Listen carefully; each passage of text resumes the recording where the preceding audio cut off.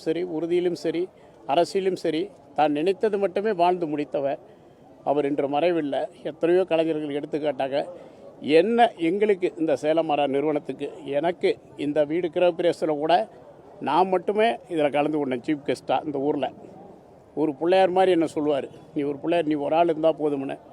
இதே இடத்துல சொல்லுவார், ஒரு பிஆர்ஆர் ஒரு நிறுவனத்தை தொடங்கி இந்த தேனி மக்களுக்கு நியாயமான விலையில் மலிவான ஒரு பிரியாணி கடையை என்னை இங்கே தான் அடக்கம் பண்ணணும். இந்த 10 ஆண்டுகளாகவே அதை தான் அவர் சொல்லிகிட்டு இருப்பார். இந்த என்ட்ரன்ஸில் கடை திறந்து என் பேரில் உன் இன்சிலும் என் இன்சிலும் ஒன்றா போட்டு தரணும்னு சொல்லுவார்.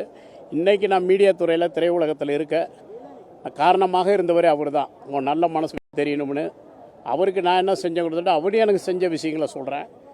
நீ வெளி உலகத்துக்கு தெரிய வேண்டும், இந்த உலகத்துக்கு தெரிய வேண்டும், உன் மனசு தெரிய வேண்டும் என்று எனக்கு அவருக்கு ஏற்பட்ட நட்பு காரணம் ஈழ தான்.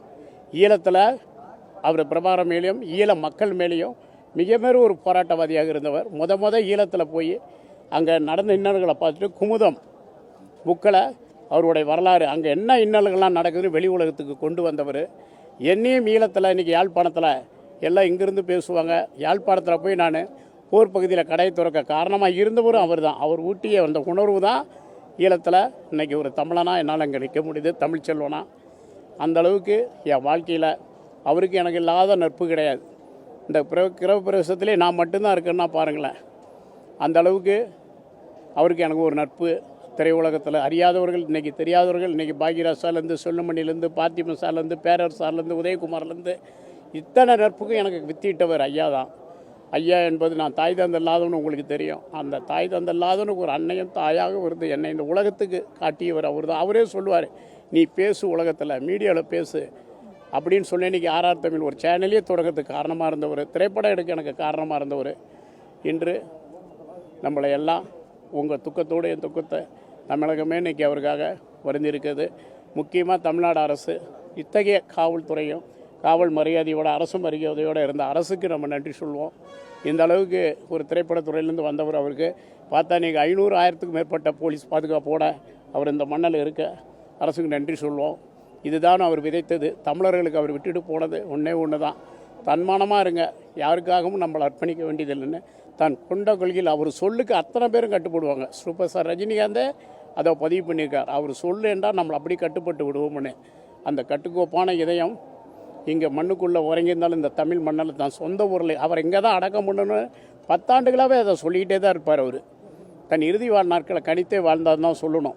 எனக்கெல்லாம் 100 முறை சொல்லியிருப்பார் இந்த இடத்துல பிஆர்ஆர். நான் ஆர்ஆர் இல்லையா, நம்ம இன்ஷியல் போட்டு ஒரு கடை திறந்து இந்த சாப்பாடுங்க நிறைய விழாவுக்கு அவருக்கு சாப்பாடு பண்ணியிருக்கோம்.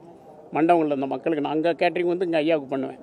அப்போ இந்த சுவையை பார்த்துட்டு அவர் சொல்லுவார், இந்த மக்களுக்கு நம்ம சீப்பாக கொடுக்கணும். அப்போ நான் சொல்லுவேன், நம்ம சீப்பாக போட்டுருவோம் ஐயா, சுற்றி ஊரில் இருக்கிற கடையெல்லாம் பாதிக்க முடியல அப்படி நாங்கள் 2 பேரும் பேசிக்குவோம். இதாயா அவன் மனசும் பார். அப்படிப்பட்ட உண்மையவே பேசுவார், தைரியமாக பேசுவார். வேலைக்கார பிள்ளைங்களை தன் பிள்ளைகளாகவே நினச்சி வளர்த்தாருங்க. வீட்டுக்குள்ளே முன்ன அவங்க சாப்பிட்டாங்களா, என் தாய் இருந்து என் மனைவி இருந்து செய்ய வேண்டியதெல்லாம் நீங்கள் செய்கிறீங்கடான்னு சொல்லுவார். வேலைக்காரங்கன்னே அவர் நினைக்க மாட்டார். என்னையவே சொல்லுவார், ஐயா ஏதாவது நம்ம உபசரித்தோமா என் தாய் கருத்தமாகவே கேட்டது போல் இருக்குதுன்னு சொல்லுவார். எங்களை எல்லாம் உற்சாகப்படுத்துவார். தன் தாய்க்கு நிகராக தமிழர்களையும் வேலை செய்யக்கூடிய பிள்ளைகளும் பாகுபாடு இல்லாமல் வழி நடத்தின அந்த அன்பு தெய்வம், அந்த அன்பு உள்ளம் அவர் ஆசைப்படி இந்த இடத்துல அவர் குடும்பத்தினர் வந்து பண்ணியிருக்காங்க. அவங்களுக்கு நம்ம நன்றி சொல்லணும்.